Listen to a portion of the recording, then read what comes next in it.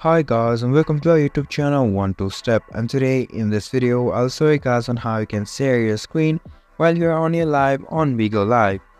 To do so, first of all, just open up the Bigo Live app, making sure you have connected to your account, and after you are served that, you'll be on the live or on the home page of Bigo Live.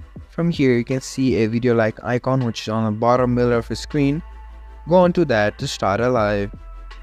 Now if you are on a live, you need to give permissions like your microphones, your video and whatnot as well. After that, just give it your permission, and after giving it your permission, you can see it will take you to this kind of screen.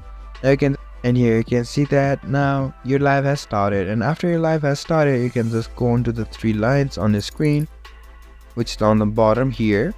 And if you go onto the three lines, here you can see an option for screen share and music as well. Now you can just click on screen share and now just click on start now for you to start your screen recording or casting your screen on Bigo Live. And now that is how you can share your screen on your Bigo Live. This was for this video, and I hope you guys find our video helpful. If you do, make sure to leave a like, subscribe to our YouTube channel and hit the bell notification. And don't forget to drop a comment for a review and for more content like this. See you guys in our next video. Thank you for watching.